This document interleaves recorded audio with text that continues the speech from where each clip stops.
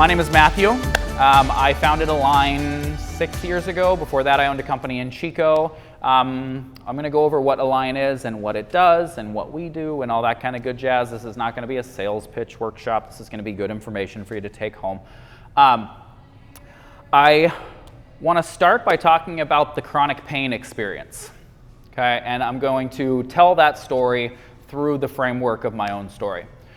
When I was 17 years old, I was exercising and broke my back in 3 places, tore a disc, nerve damage down my right leg, and the short story is that I spent 11 years in really severe chronic pain. I've had 2 discectomies, a 3-level spinal fusion, an IDET procedure, I think between 12 and 15 cortisone injections. Don't recommend, but you live and learn. I've muscle relaxers, opiates for a decade. I mean, just everything you all are living through right now. And so inherently, and what I've experienced when I walk with people through their chronic pain journey is that it is always characterized by fear, it is characterized by confusion, and it is characterized by frustration, because we aren't taught how to walk through chronic pain situations with wisdom. And it's really frustrating, and we go to doctors and they offer us a solution, and it's not a good solution, and we're frustrated with them because we want them to fix us, and they're doing the best that they can, and it's just a really frustrating situation, right? That is the chronic pain experience. It's steeped in confusion, anger, frustration, and fear. What we do here at Align, so you are here at Align Pain Management, and basically what our core purpose is we are an education and coaching company that helps to equip people to be pain smart. Okay, and we're going to go through what that means. But basically, we walk with people through their pain journeys and equip them with the tools and the knowledge so that they can walk through that journey with wisdom. Specifically what we do. So we are a gym that focuses on helping people in pain. We help empower and equip people to get off of the injection and pill and surgery cycle that you get put on when you step into the medical world. Unfortunately, that's just the way it is. So we help to break people off of that, empower them, equip them with the tools so that they can be the stewards of their own body, fix their own problems, and really step into their role as the steward of their body. And that doesn't mean that you do everything on your own. It means you step into partnership and in trust with experts that you trust and you work with, and sometimes that's surgeons, sometimes that's pain management doctors, but it's done in wisdom, not independence. In dependence, not independence. What does it look like to be pain smart? It looks like empowerment. It looks like working through a process to identify your pain generator. And it looks like having hope because you know that you're working through a process, you're taking steps every day in order to get yourself out of that situation.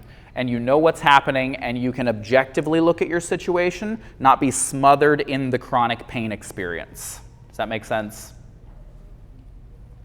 Yes, we live it. So what does it mean to be pain smart? So your guys' handout is really crucial. I want you guys to take it home, and Karen, could you get Mark a handout? It's the 2 pages. I want him to have it. So what does it mean to be pain smart? I want to walk with you guys through this today, and there's a lot of information here. Sometimes it takes people 7, 8, 10, 12 months to really get all of this information. I'm going to go over the top layer of it tonight, and what I want you guys to take away from this, what my hope is that you guys take away from this, is a greater understanding of the nature of pain, what your role is with your pain, and a better understanding of what are the drivers of pain. And then that will be a wonderful jumping off point for you to start your own journey. Does that make sense? So it means you know the answers to these 8 questions. There is foundational knowledge. What is my role in managing my pain? All this is on your paper. It's also on the TV. What is pain? Right? We're all walking through these chronic pain journeys. It's really important for us to know, what is pain? What are we experiencing? What are the drivers of it? And unfortunately, your doctor never talks to you about these types of things. Well, hello, Miss Barbara. Hello. It's wonderful to see you. Feel free to grab a chair, space as much as you'd like. Hey, we love having you. What is the nature of chronic pain? That's number 3. What are the root causes of chronic pain? Then we're going to go into more joint-specific knowledge, because this is a low back workshop. And so we're going to go we're going to give you the information, how is your low back supposed to work? What most commonly goes wrong? What's the most effective way to fix that dysfunction? And are pills, injections, or surgeries ever a good idea? A lot of times people will go, oh, well, you're anti-surgery. We aren't anti-surgery. We're anti-aimless and needless surgery, as should you be. And we're definitely not anti-surgery. I absolutely needed my 3-level spinal fusion. Had to have it, or else I wouldn't have gotten out of pain. But surgeries are not the answer, because it's always one piece to a bigger puzzle. Does that make sense? I had my fusion. I was still on a cane and on opiates for 2 years after my fusion. It definitely wasn't the fix, right? Okay, let's keep going. So we're in that foundation section, okay? I want to start with a quote from Stephen Covey. There are lighthouse principles. You don't break them, you only break yourself against them. So there are principles in this world that you cannot violate, and you can only break yourself upon them. And those are the things that I want to give you tonight, so that way you can take them, use them in your conversations with your doctors, use them in your own thought process. Does that make sense? What is my role in managing my pain? Take your rightful place in your story. So this is the principle that I want you guys to take away. I am the steward of my body, and fixing my pain is my responsibility. I will take an active role in learning how my body works and how to take care of it. I will partner with experts I trust in my pain journey. Okay? You will either be the hero or the victim of your story. It's your choice. I want to teach you how to be the hero. Okay? What so often happens is people that I love will go to their doctor, and they will be so frustrated because they aren't fixing them, right? But what they aren't realizing, and what I walk with people through, is that when you go to a surgeon, you're going to a salesman of a service, right? You are going to a hammer salesman who has nothing to sell you other than a hammer. And so he wants to help you. They all have good hearts. I'm not anti-doctor. We got tons of doctors and surgeons. They're all friends with me. But they have nothing to do for you other than sell you a hammer.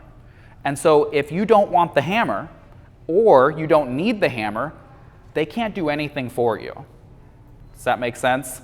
And in their heart, they want to help you, and so they're like, I'll do it for you. It might not be the best thing for you, and it might help.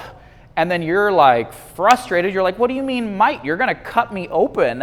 But that's the best that they can do, right? And so I want to pull you back into your story, and I want to tell you that you are the steward of your body, and I want to show you that there are more places and more solutions and more to this story than you know, okay? What is pain?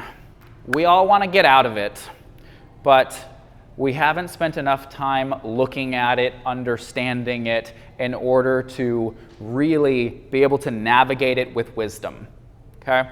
So I'd like to take a second and offer you an invitation to step out of your body a bit and look at your pain objectively and begin to study it and understand it, become a student of pain, okay?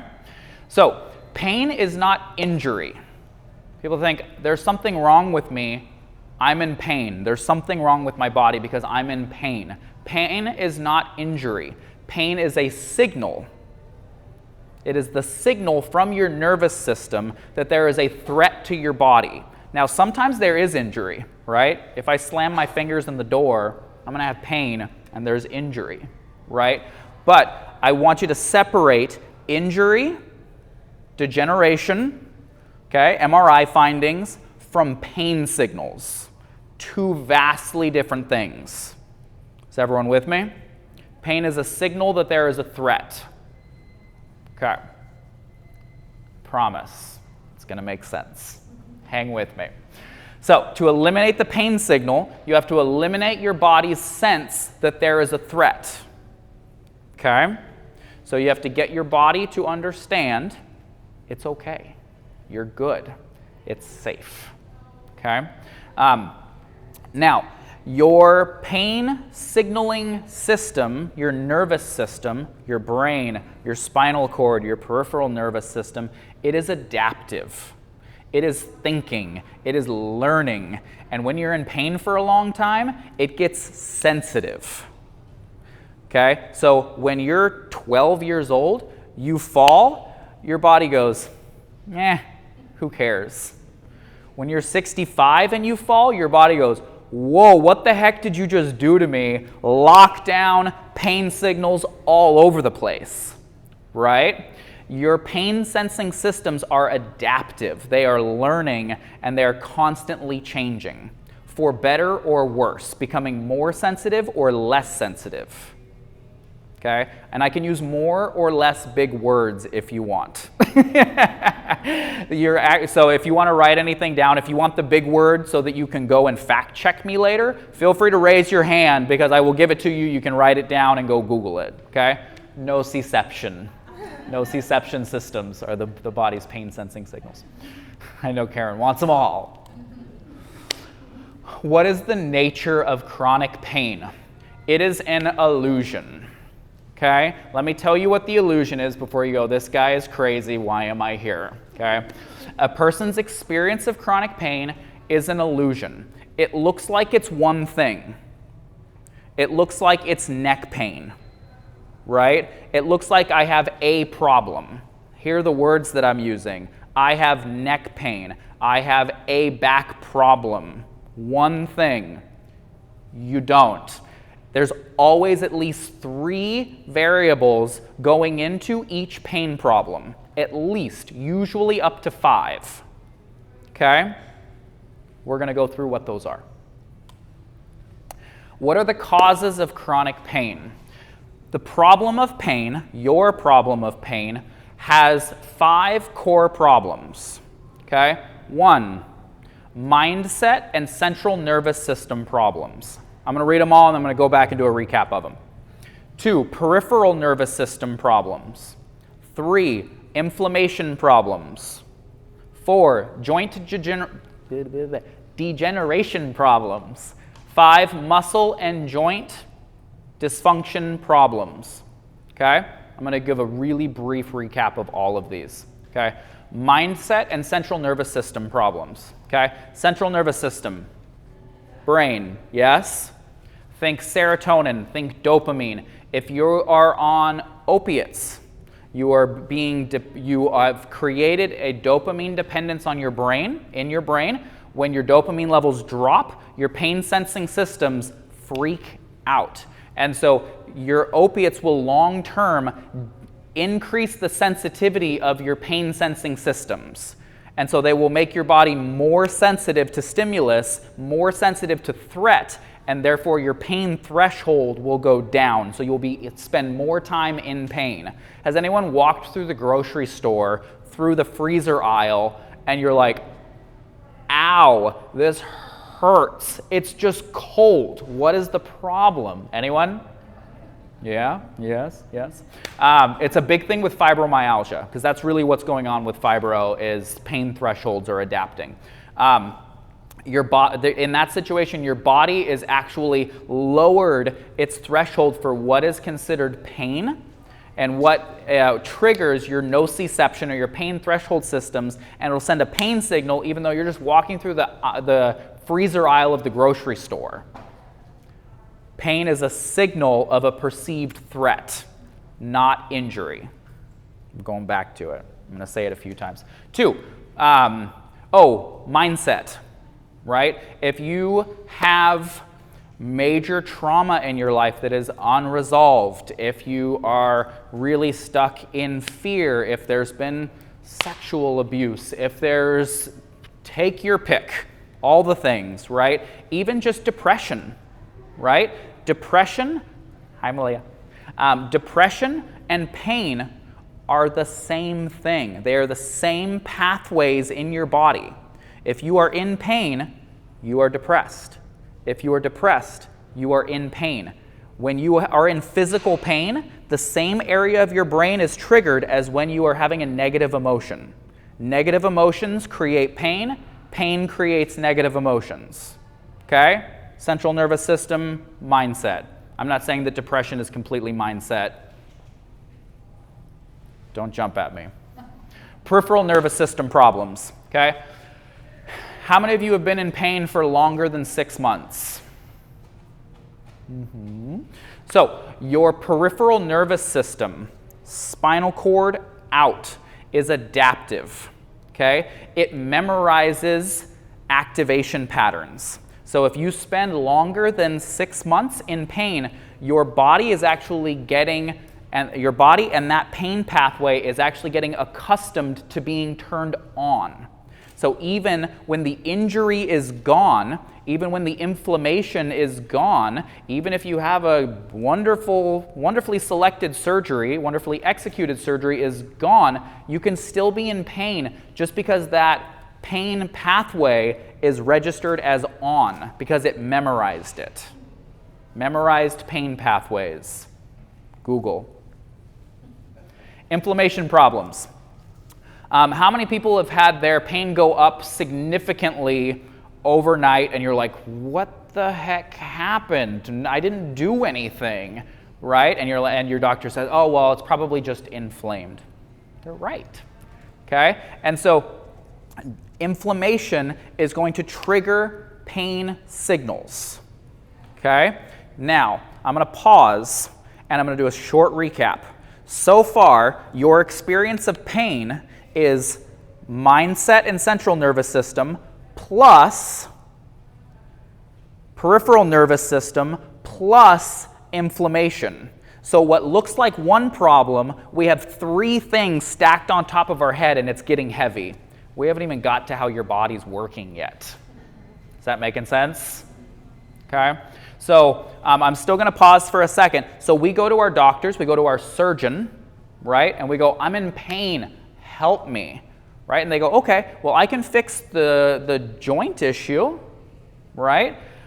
And you're like, well, is that going to fix it? And they're like, there's a good chance it'll fix it. Because what they're looking at is 1/5 of the pie, right? And they know it. They're not idiots. They're all brilliant guys. I'm not sitting here telling you that they're idiots. They know, right?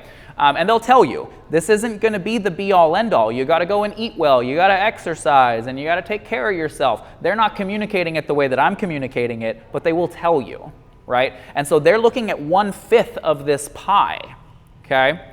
So let's keep cruising. You go to your pain management doctor, and they want to do a cortisone injection. What are they trying to do? They're trying to bring your inflammation levels down, right? Hey, you feel better for a while. Great. What about the rest of the other 4 variables that's been left unaddressed? What are the other root causes that are driving that inflammation? Yes? Okay. Joint degeneration problems. Okay, now we're talking osteoarthritis, degenerative disc disease, bulging discs, stenosis, spondylolisthesis, plantar fasciitis, all the things, right? So those are the things that you're going to, it's all the things you find on an MRI, right? These are the things that you're going to go to your surgeon to fix. Joint replacements, nerve releases, nerve impingement releases, discectomies, fusions, all that kind of stuff, right? These are the things that generally people want to avoid, and then they get to a point where they're like, I can't take this anymore, and they go for the surgery because they don't know that they have another option, right? Remember what I said in the beginning, where we walk through these chronic pain journeys and we are steeped in confusion and we are steeped in frustration, and really, it's not the nicest of words, but it's ignorance, right? We're walking through, nobody's educating us on this stuff, right? And so we're walking through, we have no idea what's going on. We don't know what pain is. We don't know what's going on in our body. Our doctors, nobody's educating us on what these root causes are, and we're just throwing treatments at it at random, hoping something sticks. And our doctors are doing it too. They're going, let's try this surgery. Let's try these pills. Let's try this injection. That's what we're trying to get people off of aimless and needless procedures, medications, injections. With me? Muscle and joint dysfunction problems. You are in a gym. Here is where we come in. Muscle and joint dysfunction, okay? So if your joints aren't working properly, you are going to shift excessive amounts of load and stress into certain areas, okay? We're at a low back workshop. Let's talk about the low back for a quick second. I'm going to go in depth, okay? If my hips are immobile and weak, okay, when I go to pick things up, when I go to walk, if my big, strong hips are not doing the work of moving my body around, that load, that stress is going to be shifted up into the structures of my spine. My spine is meant to be stable. It's meant to hang out there. It's meant to be stable, supported, and not take a ton of load, okay? If you look at how big these bones and muscles are, they're pretty small, right? Look how big these bones are. Why do we think that is? Load, stress. We're talking physics here. If you put a ton of load through small bones, through small muscles, through those little tiny nerve gaps, you're going to make some stuff really mad, okay? Put that big, heavy load through those big glutes, through the big bones, through all that cartilage through the hips. You with me? Okay? If you shove a lot of load through small structures, they degenerate. You get pain signals. You have lots of MRI findings, okay? That's what muscle and joint dysfunction problems are. Now, your pain, your experience of pain is always a combination of all of these things. And so if someone comes to me and says, well, do you think my arthritis is causing my pain? Absolutely. Your mindset and your central nervous system problems are also causing your pain.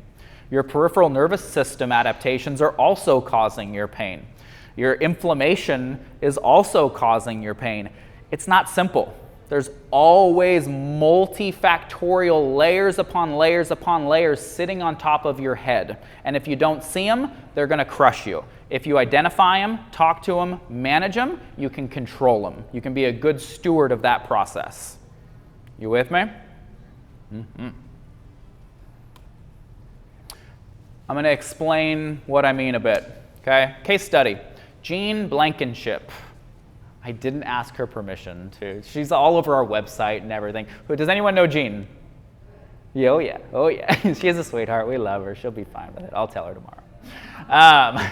So Jean came to a line with severe neck pain. Like, I cried in her consult because she was sitting there. She had to hold her head up because she couldn't just sit there and let her head rest on top of her shoulders. She was in tears. I asked her what her average pain level was. She told me maybe a 4 or a 5. She was gripping. Her eyebrows were pulled down. Every muscle in her body was contracted. I said, sweetie, I love you. Your pain is an 8 or a 9. Physiologically, I can see it. It's not a 4. You're really tough, and I know it, but you are in a lot of pain. Your nervous system is locked down, right? She had been through physical therapy, cortisone injections, multiple rounds of physical therapy, cortisone injections, massage, chiropractic care. Her MRI was the same as all of our MRIs. There was degenerative conditions, right? Every single person above the age of 40 has degenerative conditions on their MRI. That doesn't mean that they're in pain. Those are two separate things completely. We'll talk about that. So her scans showed pretty advanced disc degeneration, right? The discs, the pillows, these guys, yes? Yes? Okay. Bone spurring and facet arthritis, all right? Her doctor said, well, we can start fusing things.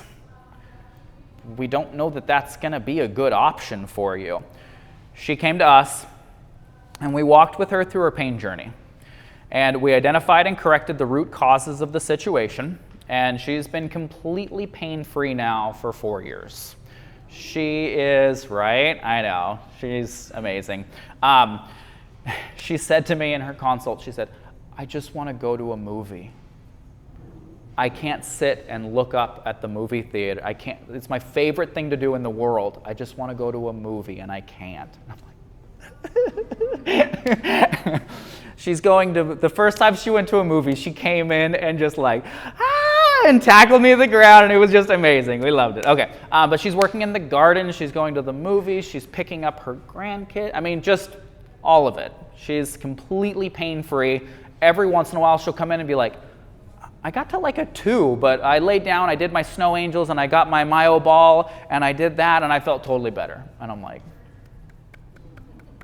she stepped into being a steward of her body, and she knows how it works, what she needs to do to manage her pain. I love it. Okay, Lori is in the audience. I asked Jay, I'm like, whose store should I use? She's like, use Lori's. And I'm like, she's going to be there. I don't want to do that to her. Lori has just as good of a story, but we're going to leave it. Okay, so case study of Miss Jean. Okay, so the 5 problems: mindset, central nervous system problems, peripheral nervous system, inflammation problems, joint degeneration, joint dysfunction. Okay, this was her problem of pain. Okay, we got to train. That's all right. It can go in the video. We don't care. Well, it doesn't got to be perfect. We just want to help people. So, before any of you go, how do you get these numbers? I made them up. They are illustrated. They are for illustrative purposes. Okay. Now, why would I say that her joint dysfunction problems were 50% of the puzzle for her? Okay. When she came in, her head was 4 inches forward. Her scapula was tilted at 40 degrees, put a ton of load up into her cervical spine. Her levator scapula muscle was in a complete knot. It was causing instability of her cervical vertebrae. She was getting pinched nerves. It was biomechanically a mess, right? Now, so it's creating more load in her neck, right? So you got more load. Now you have arthritis that you are loading and grinding. Right? So yes, your arthritis is part of your pain problem, but if you take the load off and stop grinding on it, it might not hurt so much, right? Pretty intuitive. If you have a cut on your hand, if you're rubbing sandpaper on it, it's going to make it worse. Take the sandpaper off, people. Okay? So, inflammation problems. We had her start drinking 60 to 90 ounces of water, cut coffee intake, cut refined sugars, more veggies, more fruit, more lean meats, lots of good fats. Not groundbreaking new information here, right? But those things are drivers of inflammation. Every time you have ice cream, you're driving up your inflammatory levels. Okay? You're making your pain problem worse. Okay? Has everyone got this? We're good? Next. Case study number 2. Mr. Ray Frisbee. Anyone? Ray? I know a couple of them, yeah. So Ray came to Align as a last-ditch effort to escape an exploratory hip surgery. He was going in for a surgery. They weren't even trying to accomplish anything. By definition, it was aimless. They had no idea what was going on. He got out of his truck, took 10 steps, and had to pause, bent over. I brought him a chair. We took another 10 steps, put the chair down. He sat to get to our seating area, which was over here. He could take 10 steps at a time. He was in so much pain. MRIs, physical therapy, cortisone injections, massage, chiropractic, acupuncture. Anything else anyone want to throw in there? Nothing worked, right? So, MRIs and x-rays were inconclusive. There was some osteoarthritis. His doctors were going, we're not replacing that hip. It's just, we're not doing it. It's not that bad. So he's completely at a loss for what to do. We walked with him through his pain journey, and he has now been completely and utterly pain-free for 5 years. Went out and hiked Castle Crags. Like, I don't know how many of you have done Castle Crags, but it is a heck of a hike. It kicked my butt. I was limping at the end of it. He's doing amazing. He's chopping wood and raking leaves completely pain-free. Okay. So Ray's situation, the joint degeneration was minimal. His x-rays and MRIs were clean for all intensive purposes. There was some inflammatory drivers of the situation. Nutritionally, we did very much the same thing. He was having way too much coffee, so we pulled that down. Ironically, Ray's story, he came in, he was in so much pain. I said, we need to get your inflammation down before we can do anything, because you were in so much pain, your nervous system is not going to allow change and adaptation. So I want you to cut your coffee, increase your water before you come back and see me for your first day. His pain levels went down by 3 points, from a 9 down to a 6. I don't know how many of you have been in a pain level of a 9, but to go from a 9 to a 6, that's a big deal. You can breathe, you can operate, you can live. Only change, water, caffeine. That's it, okay? Joint dysfunction was the whole thing. He was in like 30 to 40 degrees of hip flexion, 45 degrees of external femoral rotation, and he was walking like this. I mean, walk like this for the next 5 hours. Let me know if you have pain. You're going to. Let me tell you, don't do it. I already know. I know the answer. He had severe hamstring tendon dysfunction. His hamstrings were completely wrecked. His glute tendon was fraying, and we just rebuilt it. It took a while, but we just rebuilt it. Loading, exercise, massage, all the things I'm going to tell you about today. And now he is fully upright and comes strolling into the gym like this. And you're like, hey, Ray, what's up? He's like, nothing. I'm like, how's your pain? What pain? I like that answer. That's my favorite answer. Okay, how am I doing on time? Not bad. Not bad. I'm happy with it. Not bad for Matthew. I know it. Okay, so how is your low back supposed to work? Okay, in order to be a good steward of your body, you have to know how it's supposed to work. Okay? I'm not beating you over the head with this. I am hoping and praying that you take this on. Okay? You have to know how your body is supposed to work in order to be a good steward of your body. You don't have to do it all at once. Learn little bits here and there. YouTube, Google, our Facebook page. The information is out there. Seek it out. Learn how your body is supposed to work. Okay? Especially if you just have one area of pain. You just got to know one area. Great. You understand it. Okay? Send me an email. I'll send you information for free. I'm not stingy. I want to help you. Okay, the spine is a pillar made up of 33 separate pieces. Okay, it's designed to be stacked vertically. Okay, think Egyptians, think Roman Colosseum, think buildings and structures. Okay, columns made up of pieces of stone. Okay, what happens if we build that pillar like this. Is it going to last a few hundred years? No. You're going to put load on it. It's going to crack. It's going to break down fast. Okay? It is a pillar. It's supposed to be up and down, and it can carry load when it's vertically stacked. Yes, there is supposed to be some curvature, but that is up and down for the spine. Okay? Speaking in slight generalities here. Okay, so how it's supposed to work is your low back is supposed to hang out. It's supposed to chill. It's supposed to not do a whole lot. Okay? And if I'm standing here, my abs aren't doing a lot. My low back isn't doing a lot. Hanging out, my back isn't doing a whole lot, right? If somebody comes and pushes me, my core needs to go, brace, and then relax, and go back to chill, okay? Stasis, right?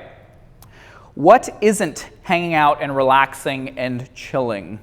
My hips, my glutes, my quads. These things are firing. These things are holding me where I need to be, okay? So your hips need to be mobile and strong. When I walk, my glutes need to fire to hold my pelvis level.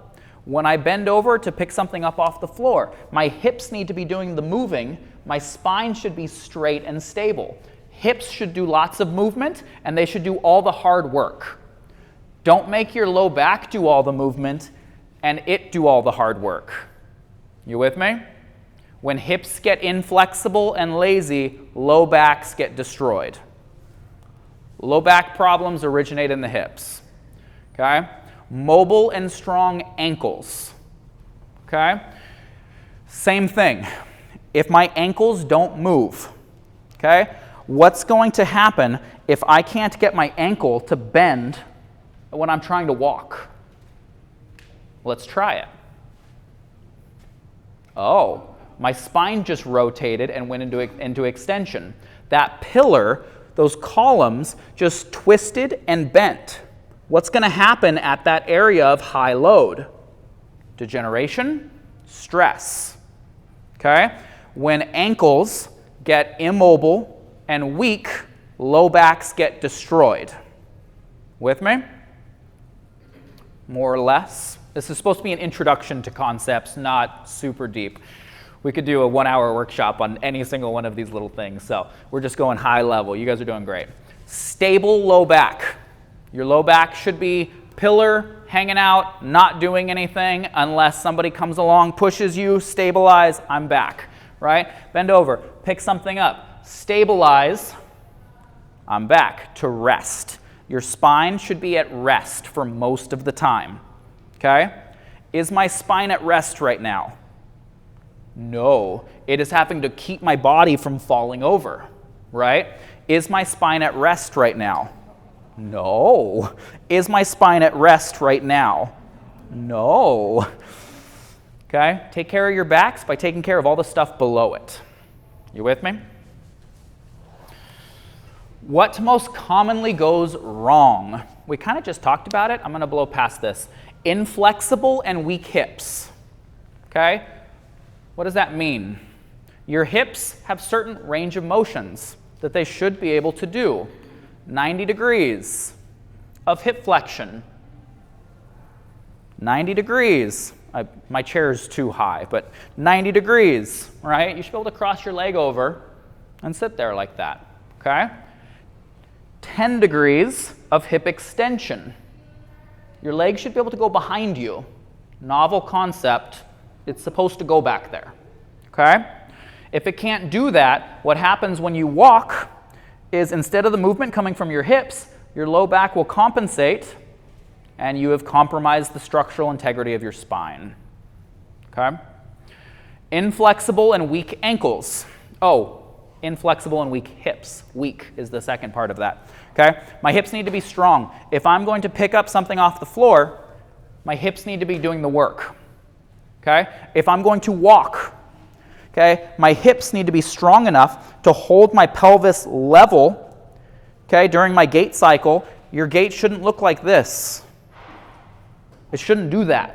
That's not right, okay? It also shouldn't do this. Those are weakness patterns in the pelvis. And what does it do? It shoves that work and that load up into the spine.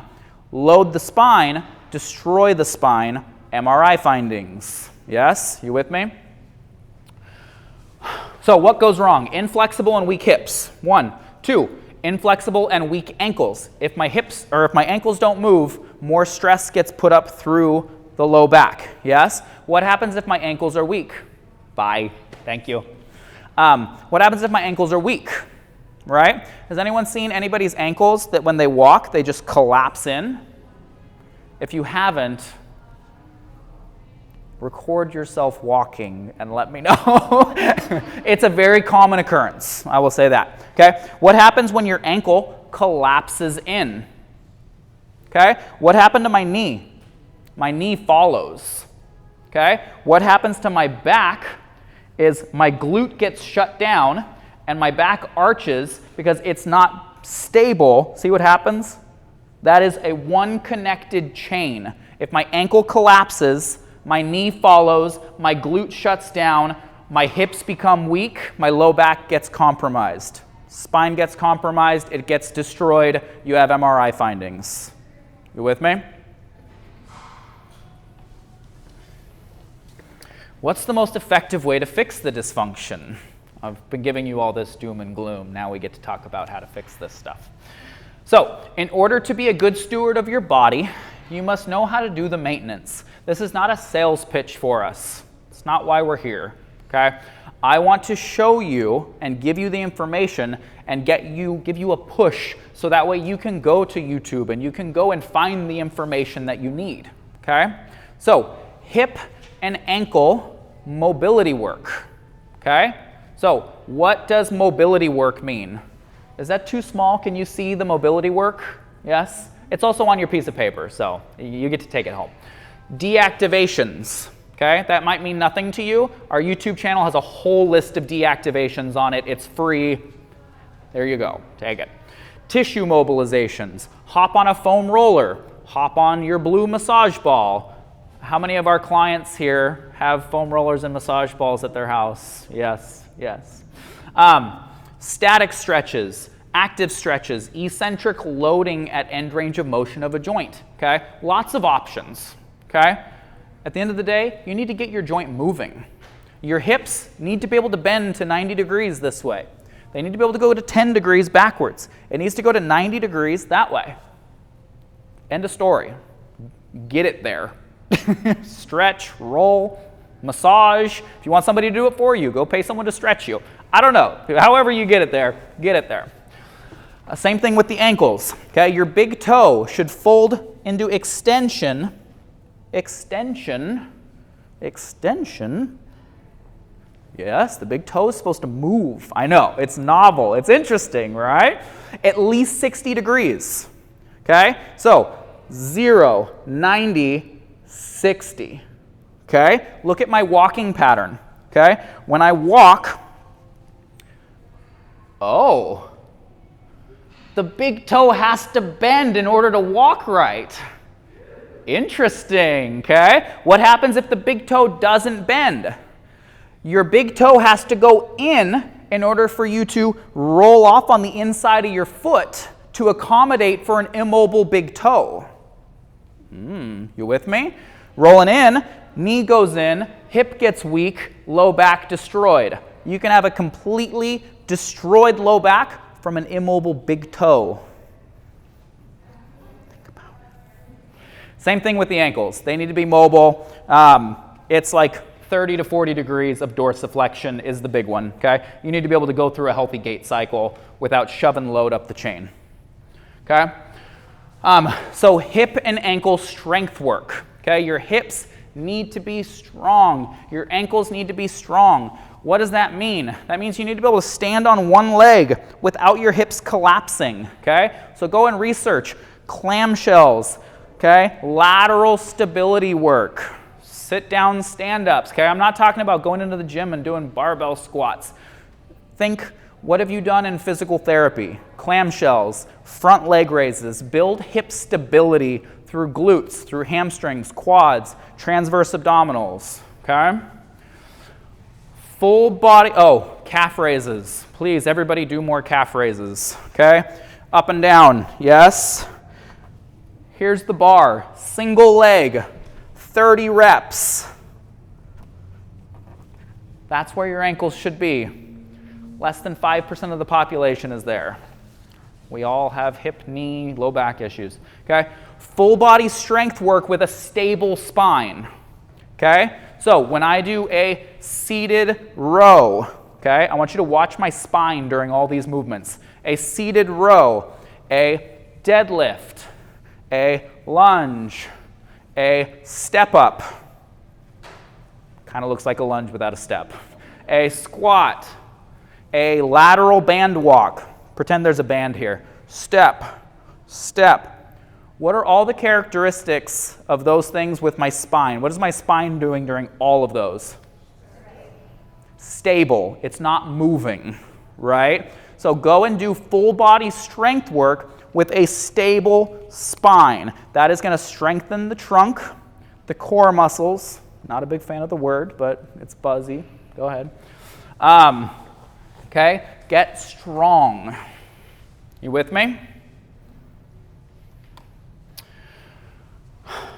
Are pills, injections, or surgeries ever a good idea? So, Align is not against pills. It's not against injections. It's not against surgeries. Okay? Align is against needless, aimless, and reckless pill prescriptions, injections, and surgeries. Okay? Let's talk about what that means. The intelligent diagnostic process is aimed at identifying your pain generator with a long-term treatment plan in mind. It is not aimlessly treating symptoms, effectively leaving you dependent and trapped by those treatments for the symptoms. Okay?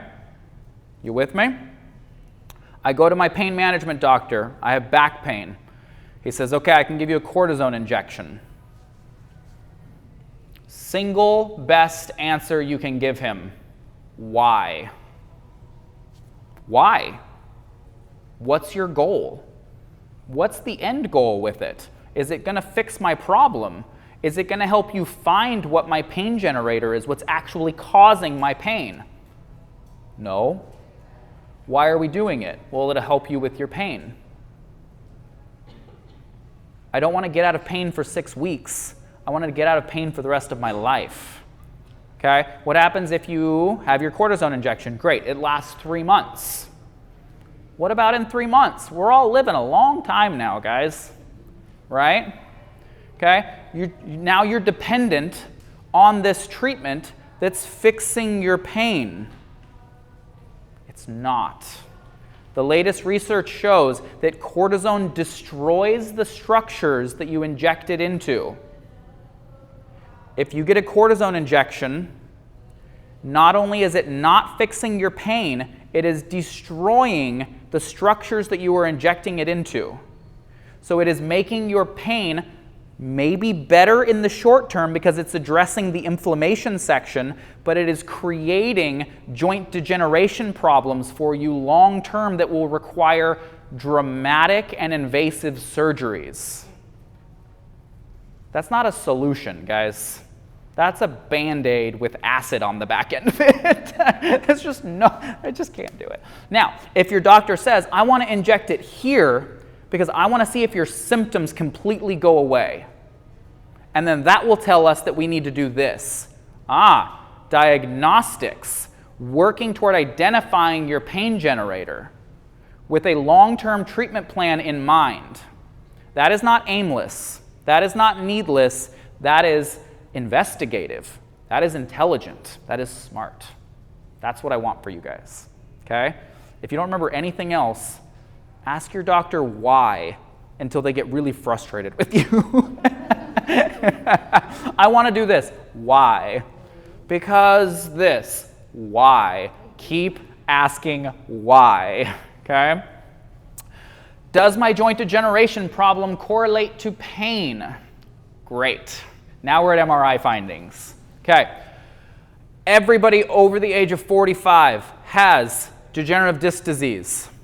Okay? I've had an MRI. I have it. I'm 32 years old. 32. Still 32. Yes. Okay. Everybody has it, okay? Whether you have pain or not, you have it. There is no direct correlation between degenerative disc disease and pain symptoms. So if your doctor says, I see degenerative disc disease, we need to do surgery, you tell your doctor they are wrong, and you walk away. Or you say why. That's probably the right answer. Why? Okay? Let's keep going. Stenosis, okay? I'm going to get some of my stats wrong. There's a whole table of it I can send you if you email me. I think it's 70% of people have MRI findings of stenosis with no correlation to pain. Some people have severe stenosis, no pain whatsoever. Other people have severe stenosis and they're lit up like a Christmas tree. Okay? There's no correlation. Okay? I mean, you can just keep going. Spondylolisthesis, that shift. Okay? Same thing. It's like 60%. There's just no correlation to pain on MRI findings. America is still the only country that, so let me rephrase that. Let me back up. The standard medical recommendation in most countries other than in America is to not do an MRI for back pain because it drives poor medical decisions. There is a saying in the industry, the quickest way to a needless surgery is to get an MRI. You with me? We aren't anti-MRI. We tell our people, we need more information. We don't know what the heck is going on here. Go get an MRI. Let's see what we're dealing with here. Okay? But be careful because it can drive you to making really bad decisions. You with me? Okay. Now, a few problems that you pop up on an MRI where you go, ding, ding, ding, surgery. We are not anti-surgery. There are some things where you go, get the dang surgery. Severe disc bulges, high in the back. Severe disc bulges that have clear nerve entrapment, radiculopathy pain all the way down past the knee to the foot, and weakness in the foot. Don't come to me. Take your butt to the surgeon. Okay? Now, nothing is single source, right? Everything is always multifactorial. So you go and get that surgery. What caused that disc bulge in the first place? Is it an immobile toe? Is it a weak ankle? Is it a weak pelvis? What caused it in the first place? So a lot of our people's pain journeys, not a lot, some, I don't know what the right number is, okay? It goes cleaning up a whole bunch of inflammation. It means going to a counselor, clearing out some of that stuff. It means getting their joint dysfunction under control. Now, you still have 30% of your pain left? Okay, let's clean up some of that stuff that we're finding on the MRI. Let's stabilize those structures, clean that up, then come back around after the surgery and fix the rest of the joint dysfunction and get you really, really, really strong and capable of living your lifestyle. Yes? Approaching the entire stack, the entire problem of pain, not just one thing. Okay? If you go to a surgeon, they can attack one thing, one line. If you go to a counselor, they can attack one line. Right? If you go to a pain management doctor, they can attack one line. There's always 5 parts to this equation, which is why Western medicine struggles so hard, because everybody specializes in one line and is looking through the keyhole of their specialty and can't see anyone else's specialty. You with me?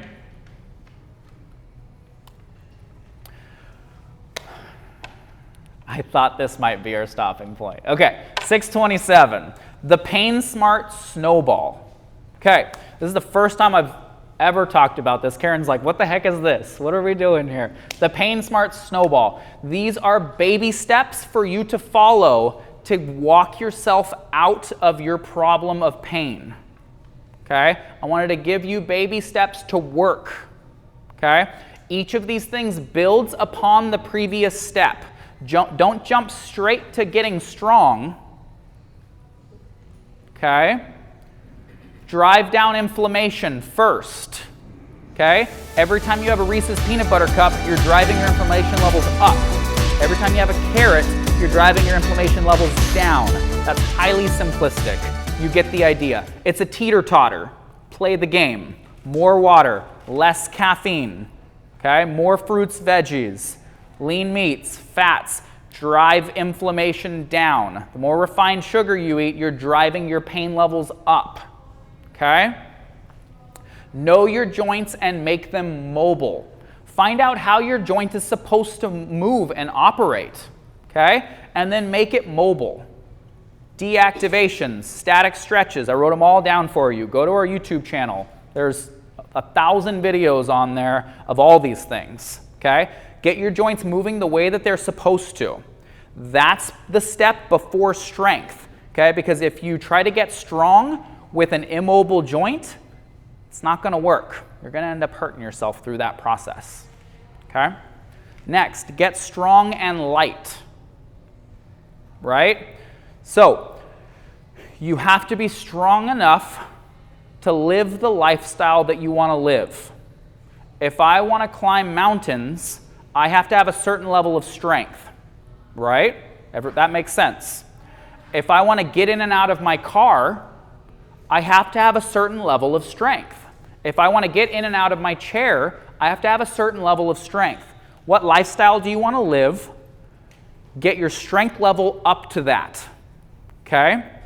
Now, the heavier you are, the stronger you have to be to move your body, okay? It's physics, okay? Work is distance times load. If I'm 40 pounds heavier, it is harder to maintain pelvic stability, requiring more glute strength to prevent that weakness pattern from creeping in. Okay? I don't care what you want your weight to be. Match it with your strength levels. You with me? Focus on your heart. It's number 4. No amount of strength training, no amount of massage, no amount of stretching will work if you are holding trauma, if you are stuck in fear, if there is stuff that is undealt with in your heart.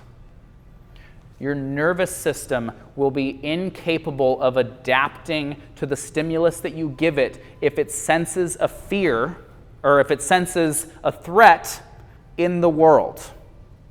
Whether that threat is childhood trauma, sexual abuse, whatever it may be, we got to deal with our stuff because our nervous system forgets nothing. Number 5, focus on others. We are meant to live in community. We are meant to care about other people, okay?